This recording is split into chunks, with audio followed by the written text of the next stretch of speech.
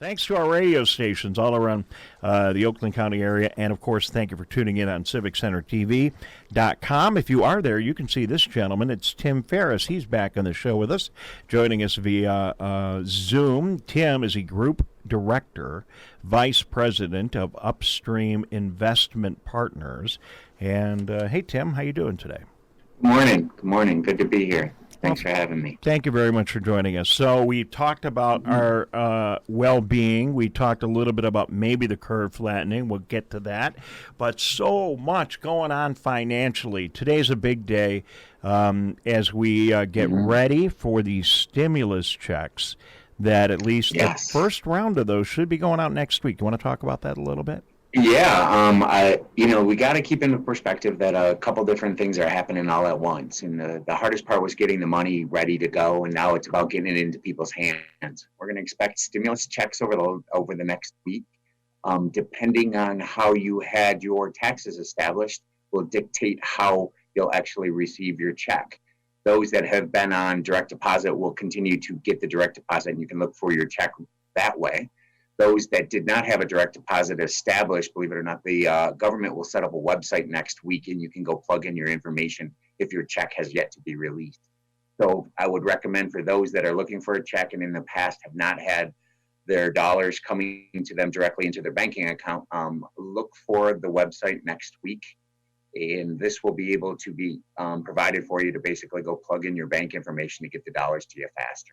Yeah, you're going to get your money. You're going to get your money a lot quicker if the IRS, if you've been e-filing and the IRS already has your bank information. Correct. They said they're going to get that out quicker, and then it's going to take a little longer. But it is cool that they do have that web page. You can go in there and update your own information. I don't know about you, but it's kind of like Christmas time, right? For me, when I file my taxes, and then we get a little return every year, not a ton of money, we get it. And I know, we get the taxes filed, and it's coming. So I don't know if you do the same thing or folks watching. I'm on my app all the time. Let's see, go to my bank app and see did the check come in, and it doesn't come in, and you wake up like at 3 o'clock in the morning, and you go to the app, and wow. There it is. That's what's going to happen for folks, right?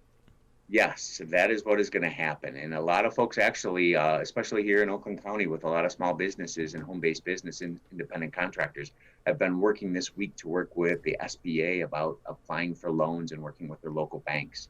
I know that process has been incredibly frustrating for some just because how many people are doing that, but I can assure you that they are getting through some of these programs. I know firsthand, a lot of times you look at these things and say, okay, I want to direct somebody how to do it. I actually went through it about a week and a half ago just to go through the process.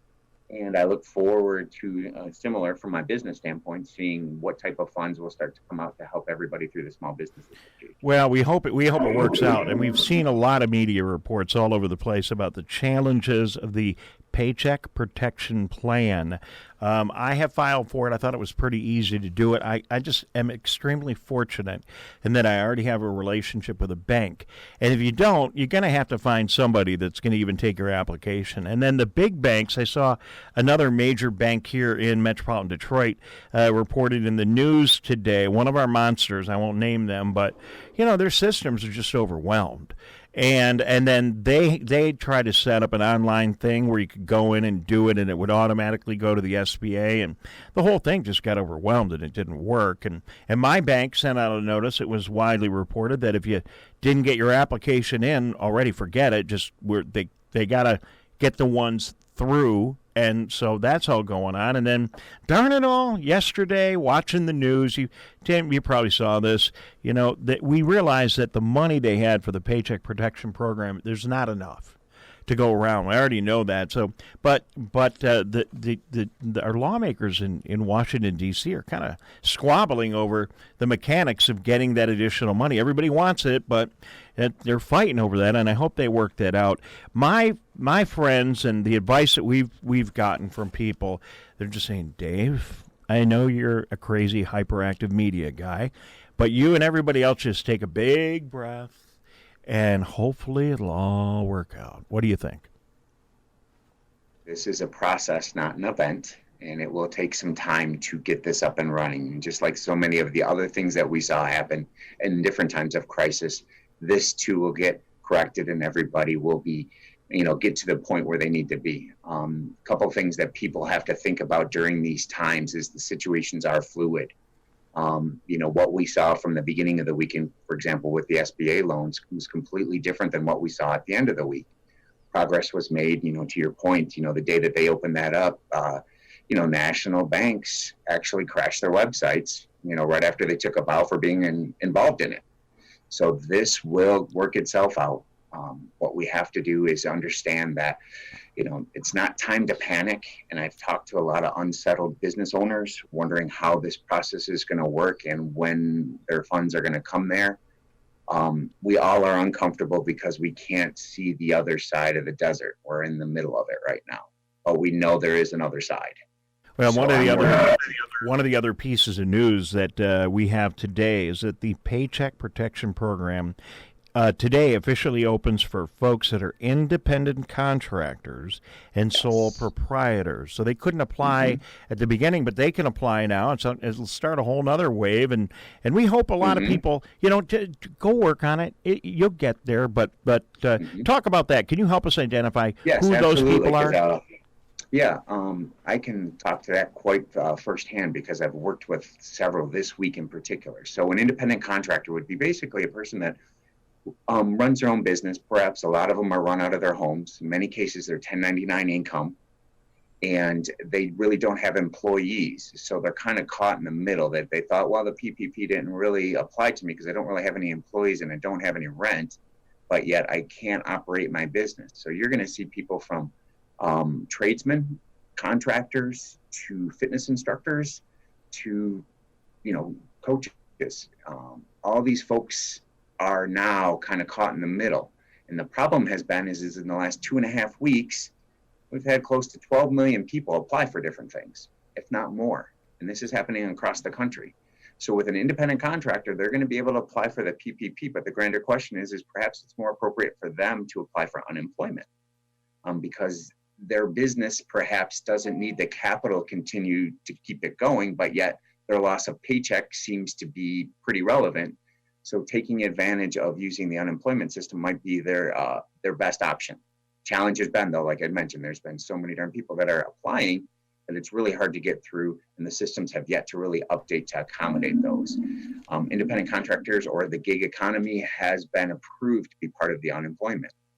Yet the websites on most states have yet to be updated to make it easy for those folks to apply online. So they're trying to call in, and that's been very challenging as well. Well, we hope it all works out. I think it will come around. It's going to take time for these systems to get caught up with so many people applying. Be patient, hang in there, keep going for it, and we hope it will work out for you. And Tim Farris, Group Director, Vice President, Upstream Investment Partners. Thank you for that helpful information. I appreciate it. So, Tim, what are you advising your clients? Let's say you need some money. You don't really have anywhere else to go. You've got some retirement funds, but accessing those, you'll pay a penalty for that. What are you advising people with regard to their retirement savings right now, whether they should use that as a bridge to get through these troubling times? Well, it's a math-driven equation. It really is. I mean, people have to understand that, what we're going through right now is that litmus test that all financial advisors have approached people with over the years.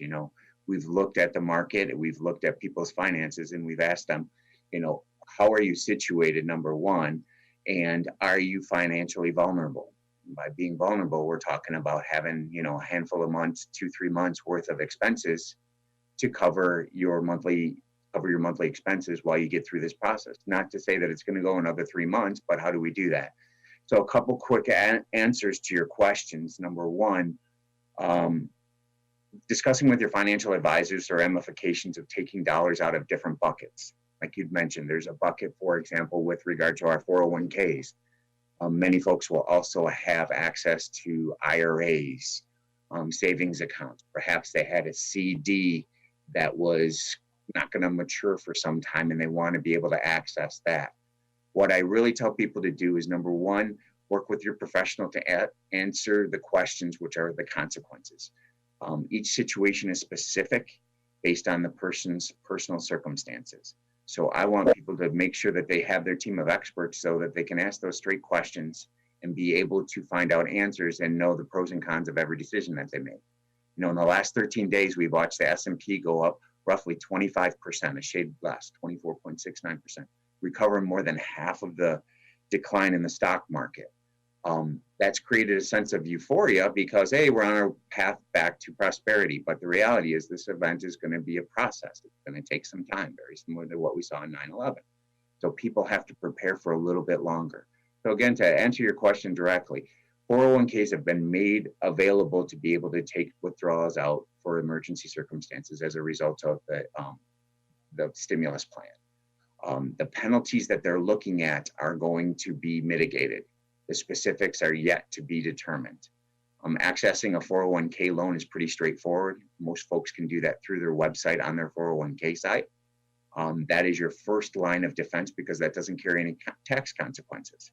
Your second line is to take a hardship loan, and that will probably carry some tax consequences. All right. Well, I think they've thought through this, and the programs are there, the ideas are there, the implementation may be a little bit sloppy in the meantime. But if I heard you right, maybe because it is going to be forgiven, some of the penalties are going to be forgiven. If you absolutely have to, that's one place to start. And if you can't feed your kids, that's a place to go to. Yes, right. Absolutely. Tim, thank you very much. Tim Farris, Group Director, Vice President, Upstream Investment Partners. Before we say so long, people want to get a hold of you. They like your scholarly advice today. Somewhere you'd want to send them? Yes, my office is located here at 7125 Orchard Lake, right across the street from the Ferrari dealership and north of the roundabout.